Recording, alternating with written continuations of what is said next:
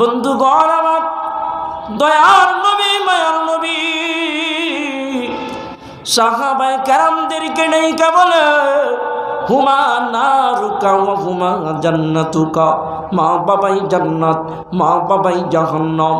সাহাবায়ে কেরামরা জিজ্ঞেস করলো, ইয়া রাসূলুল্লাহ, ইয়া হাবিবাল্লাহ, মা বাবা কেমন করে জান্নাত, মা বাবা কেমন করে জাহান্নাম? দয়াল নবী মায়ার নবী ফরমান, যদি তুমি তোমার মা বাবার সঙ্গে দুর্ব্যবহার করো, যদি তুমি তোমার মা বাবার সঙ্গে অসদাচরণ করো, যদি তুমি তোমার মা বাবার হক আদায় না করো, আল্লাহর নবী সাল্লাল্লাহু আলাইহি ওয়াসাল্লাম ফরমান, তুমি যত বড় আলেম হও না কেন, যত বড় জ্ঞানী হও না কেন, যত বড় বুদ্ধিজীবী হও না কেন, যত বড় জ্ঞানী গুণী হও না কেন, যত বড় বিত্তশালী হও না কেন, যত বড় সম্পদশালী হও না কেন, যত বড় ক্ষমতাধরী হও না কেন, আমার দয়ার নবী মায়ার নবী ফরমান, তুমি জান্নাতে যাইতে পারবে না মা বাবার সঙ্গে বেয়াদবি করার কারণে। জোরে জোরে বলেন ঠিক কিনা? যার কারণে আল্লাহ বলেন, ওয়াসাইনাল ইনসান, আমি মানুষকে নির্দেশ দিচ্ছি, আমি মানুষকে হুকুম করেছি, বিওয়ালিদাইহি, তারা যেন তাদের পিতা মাতার সঙ্গে সুন্দর ব্যবহার করে, তারা যেন তাদের পিতা মাতার সঙ্গে সদ্ব্যবহার করে, তারা যেন তাদের পিতা মাতার হক আদায় করে। শুধু তাই নয়, যদি কোনো সন্তান মা বাবার সঙ্গে বেয়াদবি করে, মা বাবার সঙ্গে যদি দুর্ব্যবহার করে, মা বাবার সঙ্গে যদি রাগারাগি করে, মা বাবার সঙ্গে যদি বেয়াদবিমূলক আচরণ করে, ওই সন্তান দুনিয়া থেকে ঈমান নিয়ে যাইতে পারে না। জোরে জোরে বলেন নাউজুবিল্লাহ। তাহলে যেই সন্তান মা বাবার সঙ্গে দুর্ব্যবহার করে, খারাপ ব্যবহার করে, দুরাচরণ করে, ওই সন্তানগুলো দুনিয়া থেকে ঈমান নিয়ে যাইতে পারে না। জোরে বলেন ঠিক কিনা? প্যারে হাজিরিন, তার একটা প্রমাণ আমি আপনাদের সামনে তুলে ধরতে চাই। আল্লাহর নবী সাল্লাল্লাহু আলাইহি ওয়াসাল্লাম বসা আছেন, সাহাবায়ে কেরামগণ দয়াল নবী মায়ার নবীর দরবারে আসলো, সালাম দিয়ে আল্লাহর নবীকে ডেকে বলছে, ইয়া রাসূলুল্লাহ, ইয়া হাবিবাল্লাহ, আপনার অমুক সাহাবী মৃত্যু শয্যায় শায়িত। আল্লাহর নবী সাল্লাল্লাহু আলাইহি ওয়াসাল্লাম ফরমান, তার কানের কাছে বেশি বেশি কালিমা তালকিন দাও, কালিমা পাঠ করো, তোমাদের কালিমা শুনে তেপে সেও জবান থেকে কালিমা উচ্চারণ করবে। সাহাবায়ে কেরামরা বলেন, ইয়া রাসূলুল্লাহ, ইয়া হাবিবাল্লাহ, আমরা এত পরিমাণ কালিমা ওই আপনার সাহাবীর কর্ণদায় পাঠ করি, আপনার সাহাবীর কানের কাছে তালকিন দেই, কিন্তু তার জবান থেকে কালিমা বের হয় না। জোরে জোরে বলেন নাউজুবিল্লাহ। দয়ার নবী মায়ার নবী কাল বিলম্ব না কইরা দৌড়ায় চইলা গেলেন, ওই মৃত্যু শয্যায় শায়িত সাহাবীর কাছে চইলা গেলেন। সাহাবীর কাছে যাইয়া কানে কানে কালিমা তালকিন করলেন। দয়াল নবী নিজেও কালিমা পাঠ করলেন। কোনোভাবেই সাহাবী কালিমা পাঠ করে না, জবান থেকে কালিমা বের হয় না। মুহাদ্দিসিনে কেরাম বর্ণনা করেন, দয়াল নবী মায়ার নবী গো এমন করে বুঝানোর পর যখন ওই সাহাবীর জবান থেকে কালিমা বের হয় না, আমার দয়াল নবী মায়ার নবীর বুঝতে বাকি রইল না, এখানে কোনো একটা ঘটনা ঘটেছে, এখানে কোনো একটা ঘটনা ঘটেছে, এখানে কোনো একটা ঘটনা ঘটেছে। দয়াল নবী মায়ার নবী যখন কালিমা পাঠ করে তারপরও কালিমা বের হয় না, দয়াল নবী মায়ার নবী সাহাবায়ে কেরামদেরকে ডাকলো, ডাইকা বলে, ও আমার সাহাবীরা, যাও যাও যাও যাও, ওই মৃত্যু শয্যায় শায়িত সাহাবীর মাকে ডাক দাও। এরে শফিপুরের মুসলমান, দিলের কান লাগায় শোনো রে, আমি আনসারুল হক মিজানের বানানো কথা নয়, তুমি যদি তোমার মার সঙ্গে বেয়াদবি করো, বাবার সঙ্গে বেয়াদবি করো, মা বাবার হক আদায় না করো, মা বাবার সঙ্গে দুর্ব্যবহার করো, তোমার জীবন ঈমান নসিব হবে না, মৃত্যুকালে তোমার ঈমান নসিব হবে না। কেননা মা বাবার সঙ্গে দুর্ব্যবহার করা, অসদাচরণ করা, বেয়াদবি করার হুকুম দেয় নাই কে? আরো জোরে বলেন কে? وقضى ربك ألا تعبدوا إلا إياه وبالوالدين إحسانا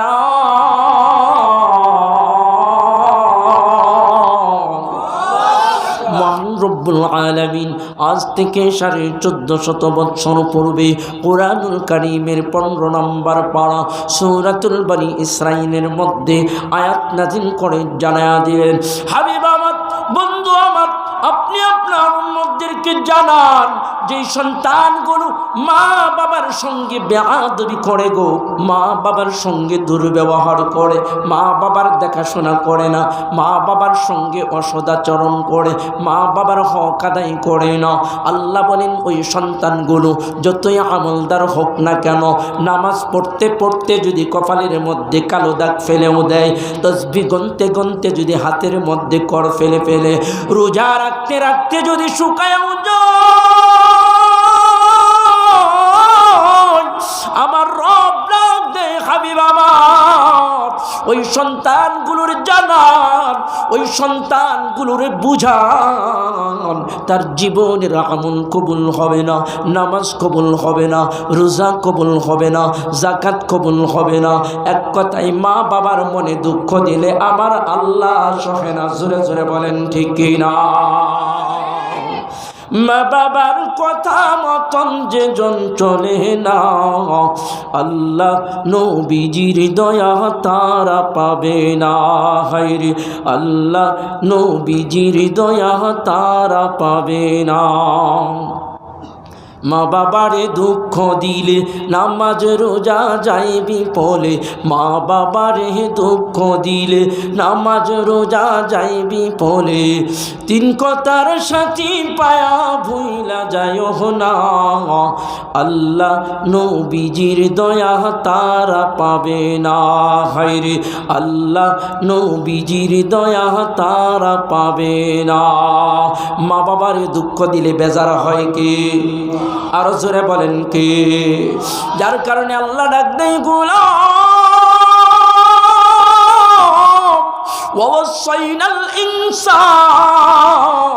আমি রব মানুষকে হুকুম করছি, আমি রব মানুষকে নির্দেশ দিচ্ছি, আমি রব মানুষকে আদেশ করছি, বিওয়ালিদাইহি, তারা যেন তাদের পিতা মাতার সঙ্গে সুন্দর ব্যবহার করে, তারা যেন তাদের পিতা মাতার সঙ্গে সদ্ব্যবহার করে।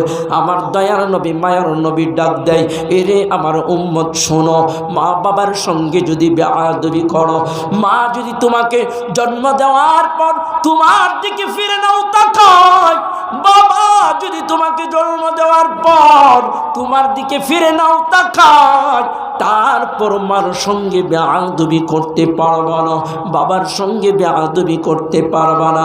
কেননা মায়ের গর্ভে যতদিন তুমি ছিলা, 10 মাস 10 দিন ছিলা, সেই 10 মাস 10 দিনের মধ্যে একটা মিনিট যেই কষ্ট হয়েছিল মার, ওই কষ্টের প্রতিদান তুমি দিতে পারবা না। জোরে জোরে বলেন ঠিক কিনা?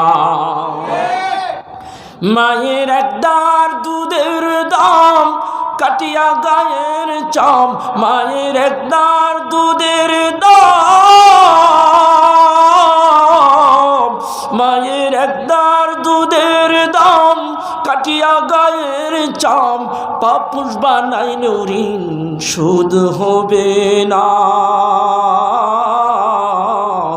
এমন দরদি মায়েরে কষ্ট দিও না।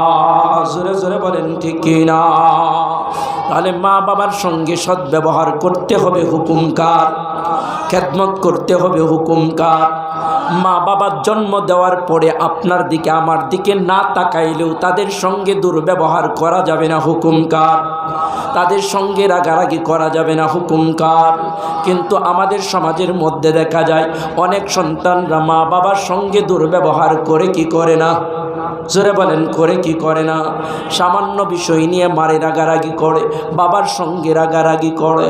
অথচ আমার রব ডাক দেয়, আমার গোলাম, না না না না, কোনো সন্তান যদি মা বাবার সঙ্গে দুর্ব্যবহার করে, খারাপ ব্যবহার করে, মা বাবার সঙ্গে অসৎ আচরণ করে, মা বাবার সঙ্গে যদি ধমকের ব্যবহার করে, আমার রব ডাক দেয়, ও আমার গোলাম শোনো, তুমি যতই আমলদার হও না কেন, সঙ্গে সঙ্গে তোমার সমস্ত আমল আমি নষ্ট করে দেই। জোরে বলেন নাউজুবিল্লাহ।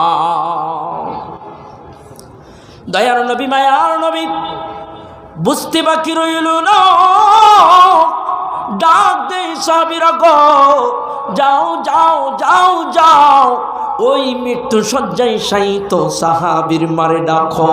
সাহাবীর মাকে ডাকা হলো, সাহাবীর মাকে লক্ষ্য কইর আমার দয়ার নবী, মায়ার নবী ডাইকা বলে, ও সাহাবীর মা, তোমার সন্তানের জবান থেকে কালিমা বের হয় না। কারণ কি গো? তোমার সন্তানের জবান থেকে কালিমা বের হয় না, কারণ কি গো? সাহাবীর মা বলি, ইয়া রাসূলুল্লাহ, আমার সন্তান আমি মায়ের সঙ্গে খারাপ আচরণ করেছে, দুর্ব্যবহার করেছে, আমি মায়ের সঙ্গে অসদাচরণ করেছে, আমি মায়ের সঙ্গে বেয়াদবি করেছে, যার কারণে আমি মায়ের মনে দুঃখ, আমি মায়ের মনে কষ্ট, আমি আমার সন্তানকে ক্ষমা করি নাই, আমি আমার সন্তানকে মাফ করি নাই। এ শফিপুরের মুসলমান, দিলের কানটা লাগায়া শুনো রে ভাই, মায়ের সঙ্গে যদি বেয়াদবি করো, বাবার সঙ্গে যদি বেয়াদবি করো, ঈমান নিয়ে কবরে যাইতে পারবে না। আর যেই মানুষটা ঈমান নিয়ে কবরে যাইতে পারবে না, যেই মানুষটা বেঈমান হয়ে মারা যাবে, ওই মানুষটা জাহান্নামে জ্বলবে। জোরে জোরে বলেন ঠিক না? মাবিনে বান্ধব নাই রে, মাবিনে বান্ধব নাই রে, বব সংসার জুড়িয়াই, ভেবে দেখো কি করছো সেই মায়ের লাগিয়াই, ভেবে দেখো কি করছো সেই মায়ের লাগিয়াই। সন্তান যদি দূরে থাকে,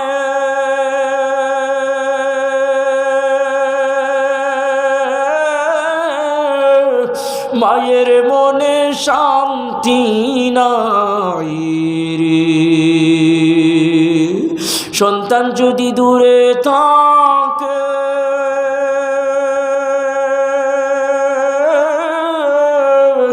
মায়ের মনে শান্তি নাই রে।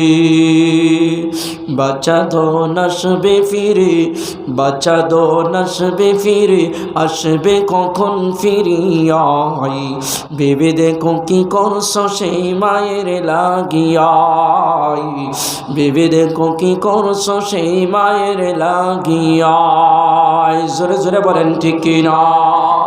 আজকে সেই মাকে তুচ্ছ মনে করো, সেই মাকে গালি দাও, সেই মাকে ধমক দাও, সেই মাকে দেখতে পারো না, সেই মায়ের সঙ্গে দুর্ব্যবহার করো। দয়ার নবী, মায়ার নবীর শিক্ষা থেকে শিক্ষা নাও। আমার দয়ার নবী, মায়ার নবী ডাক দেন, ও সাহাবীর মা, আজ যদি তুমি তোমার সন্তানরে ক্ষমা না করো গো, তুমি যদি তোমার সন্তানরে মাফ না করো, তোমার সন্তান বেঈমান হয়ে মারা যাবে, ঈমান নিয়ে মরতে পারবে না। তুমি তোমার সন্তানরে ক্ষমা করো, তুমি তোমার সন্তানরে মাফ করো। ওই সাহাবীর মা বলে, ইয়া রাসূলুল্লাহ, ইয়া হাবিবাল্লাহ, না না না না, আমি ক্ষমা করতে পারবো না। কেননা আমি মায়ের মনে এত আঘাত দিয়েছে, আমি মায়ের মনে এত দুঃখ দিয়েছে, যেই আঘাত আমি বলতে পারি না, যেই দুঃখ আমি বলতে পারি না, এই কারণে আমি আমার সন্তানরে মাফ করতে পারবো না। আমার দয়ার নবী, মায়ার নবী ফরমান, মা যদি বেদিন হয়, মা যদি অন্য ধর্মের হয়, তারপর মার সঙ্গে বেয়াদবি করতে পারবা না, এটা ইসলামের শিক্ষা। মা যদি বেদিনও হয় মার সঙ্গে বেয়াদবি করতে পারবা না, বাবার সঙ্গে বেয়াদবি করতে পারবা না।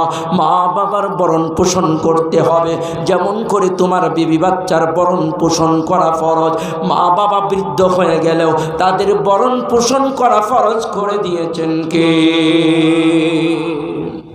সাহাবীর মাকে ডেকে বলে, ও সাহাবীর মা, আপনি যদি আপনার সন্তানকে ক্ষমা না করেন তাহলে মাওলাও মাফ করবে না, আল্লাহও মাফ করবে না।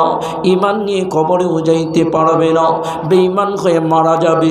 ওই মহিলা কোনোভাবেই মাফ করতে চাই না, ওই মহিলা কোনোভাবেই ক্ষমা করবে না।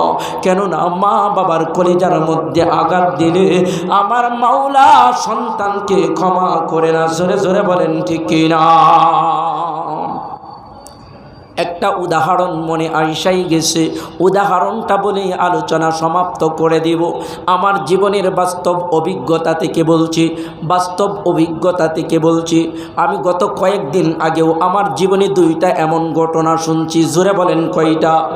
দুইটা আমার বাস্তব কানে শোনা কাহিনী নয়। একটা ছিলাম ধামরা এলাকাতে, সেখানে একটা ঘটনা শুনেছি। আর একটা ঘটনা শুনেছি গত কয়েকদিন আগে।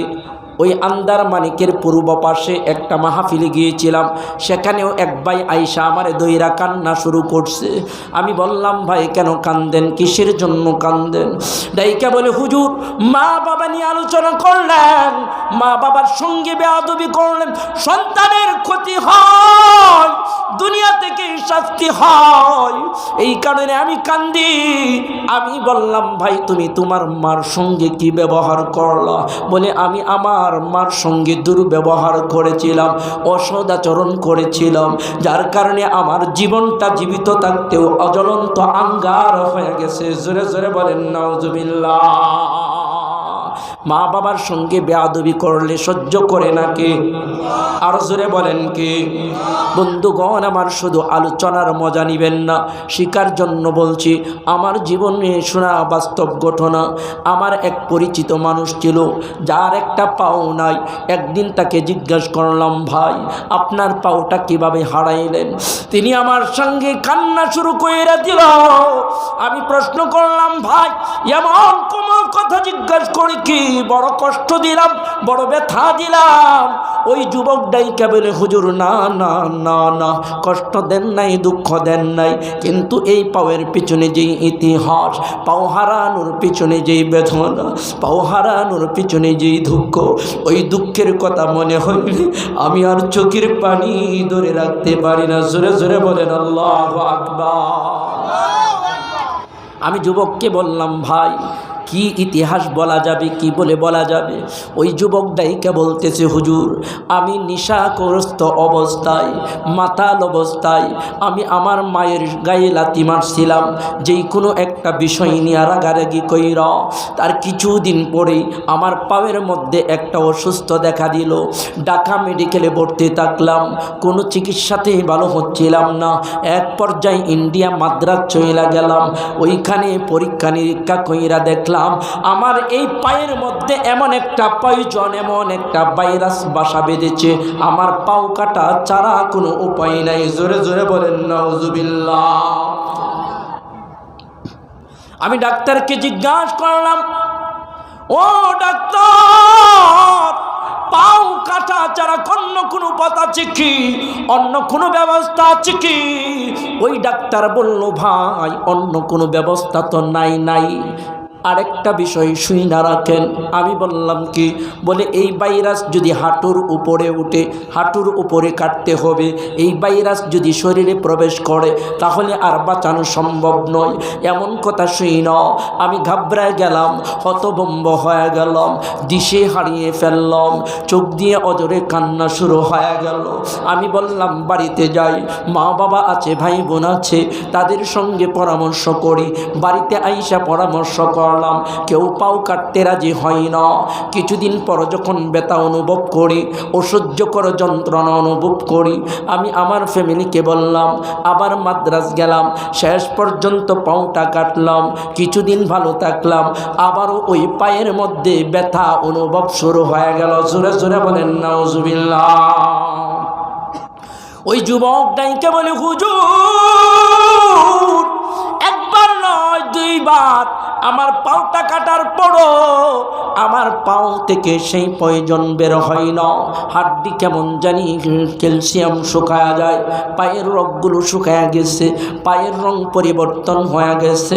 তৃতীয়বারের মতো যখন আবার আমি অপারেশন করব, পাউটা আরেকটু অংশ কেটে ফেলব, হঠাৎ করে একজন আলেম ভাই আমাকে আইসা একদিন বলে, এ ভাই আমি তো তোমার কাছের মানুষ, যতদূর আমি জানতাম তুমি তোমার মায়ের সঙ্গে বেয়াদবি করছিল, কোন পাও দিয়া জানি লাথি মারছিল।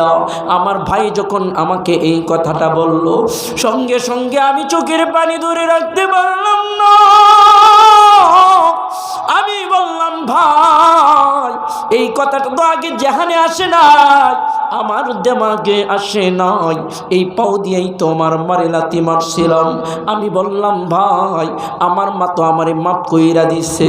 আমার আলেম ভাই বলে, না না, যতই মাফ কইরা দাও, তুমি আবার তোমার মায়ের কাছে এই বিষয়টা ক্ষমা চাও। আমি ভাইকে নিয়ে যখন মায়ের কাছে গেলাম, মায়ের কাছে যাওয়ার পর আমার মাকে জড়ায়া দইরা পায়ের মধ্যে জইরা কান্না শুরু কইরা দিলাম। বৃদ্ধ মা আমার সঙ্গে হাউমাউ করিয়া কান্দে, আমার মাথায় হাত বোলায়া ডাইকা বলে, বাবা কান্না করিও না, চিন্তা করিও না, মার দোয়া কবুল হয়।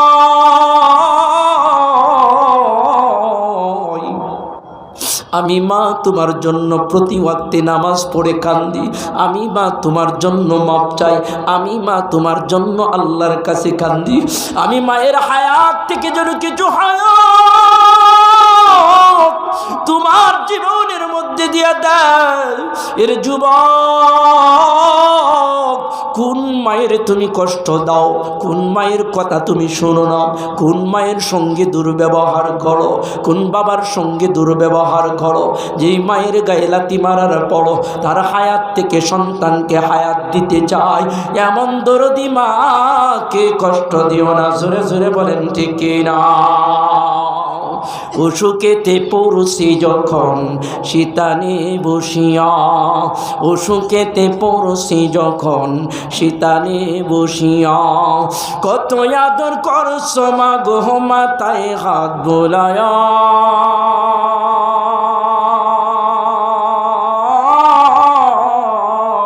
প্রাণের মা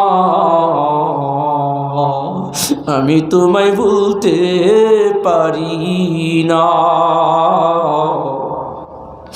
আমি তোমায় ভুলতে পারি না। অসুখেতে পড়ছি যখন শীতানে বসিয়া, অসুখেতে পড়ছি যখন শীতানে বসিয়া, কত আদর করছ মা গো মাথায় হাত বোলায়া,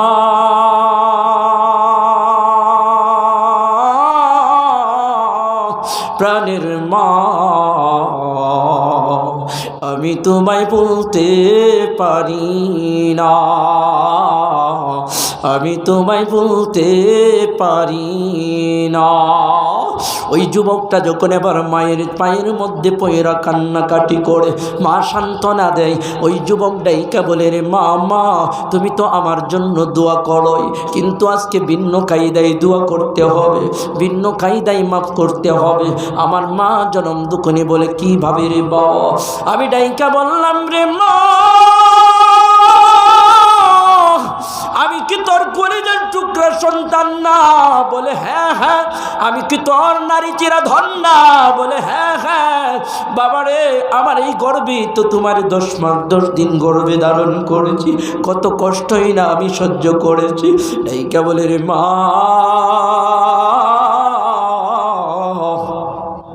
আমি একদিন নিশাগ্রস্ত অবস্থায়, মাতাল অবস্থায় তোর গায়ে লাথি মারছিলাম, আমি রে মা বুঝতে পারি না মার কদর কি, মার সম্মান কি আমি সেদিন জানতাম না। মারে কেমন সম্মান করতে হয়, মার মনে করি যায় আঘাত দিলে আমার মাওলা সইনা, মাওলা সইনা, মাওলা সইনা। আমি মা বুঝতাম না, যার কারণে আমি সেদিন তোরে লাথি মারছিল, আমি তোরে আঘাত করছিলাম রে মা। আমার জন্য মাপ চাও, আমার জন্য মাওলা সেদিনের ব্যবহার মাপ কইরা দেয়। সঙ্গে সঙ্গে আমার জনম দুঃখী মা মায়ের আঁচলটা উপরের দিকে বাড়াইয়া দিছে। এর যুবক, মায়ের কম দামি আঁচলটা কত দামি। যদিও তোমার মায়ের আঁচলটা নোংরা, যদিও তোমার মায়ের আঁচলটা ঘামে ভরা, যদিও তোমার মায়ের আঁচলটা ময়লাযুক্ত, আমার মাওলা ডাক দে রে গোলাম, তোর মায়ের ময়লা আঁচলটা যখন, তোর মায়ের ঘামে ভরা আঁচলটা যখন, তোর মায়ের ময়লাযুক্ত আঁচলটা যখন আমার দরবারে পড়ে যায়, আমার আরশ তর করে কাঁপতে থাকে। জোরে বলেন আল্লাহু আকবার। আমার মাওলা ডাক দেই গোলাম,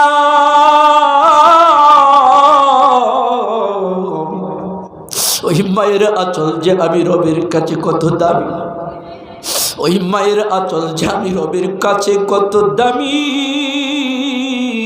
যখন ওই আঁচলটা আমার দরবারে বাড়াইয়া দেয়, তখন আমি আর পর্দা রাখি না, ডরা সরাসরি কবুল করে। জোরে জোরে বলেন আল্লাহু আকবার। এমন কইরা ওই যুবক বলে, হুজুর আমি এবং আমার মা কান্নাকাটি করার পর আবার যখন হাসপাতালে চলে গেলাম, কিছুদিন থাকার পর যখন আবার ডাক্তার আমার পাও থেকে কিছু গোশত নিল, কিছু রক্ত নিল, কিছু হাড্ডির অংশ নিল, আবার ল্যাবে নিয়ে গেল পরীক্ষা করানোর জন্য, আমার পায়ের ভাইরাস দেখার জন্য। এবার পরীক্ষা নিরীক্ষা করার পর ওই ডাক্তার মুস্কি মুস্কি হাসতে হাসতে আমার দিকে আসতেছে, আমার কাছে আইসা ডাইকা বলে, যুবক এ যুবক, তোমার জন্য খুশির সংবাদ। ডাইকা বলে, রে যুবক, আমার এতদিনের সার্ভিসে, এতদিনের অভিজ্ঞতার আলোকে আমি জানতে পারলাম যেই ভাইরাস তোর পায়ে জমছে, যেই পয়জন তোর পেয়ে বাসে বেঁধেছে, কোনো মেডিসিন দ্বারা সেই পয়জন ভালো করা সম্ভব নয়, ঔষধ দ্বারা ভালো করা সম্ভব নয়। এর যুবক, এমন কি ওষুধ পান করলা, এমন কি ওষুধ ব্যবহার করলা, এমন কি ট্রিটমেন্ট নিলা, যেই ট্রিটমেন্টের কারণে তোমার পায়ের ভাইরাস একেবারেই মুক্ত। জোরে জোরে বলেন সুবহানাল্লাহ। ওই যুবক ডাইকা বলে, হুজুর এমন সংবাদ শোনার পর আমার আত্মহারা খুশিতে আকাশ বাতাস মুখরিত হয়ে গেছে। আমি ডাক্তারের হাত ধরে কান্না শুরু কইরা দিলাম। আমি আমার জীবনের সমস্ত বৃত্তান্তটা বললাম, আমার মায়ের দোয়ার বদলতে আমার পায়ের ভাইরাস ভালো হয়ে গেছে, আমার অসুস্থ ভালো হয়ে গেছে। যেই মায়ের দোয়াতে অসুস্থ ভালো হয়, যেই মায়ের দোয়াতে সন্তানের ভবিষ্যৎ উজ্জ্বল হয়, যেই মায়ের দোয়াতে সন্তান সুস্থ হয়, ওই মারে কষ্ট দিও না।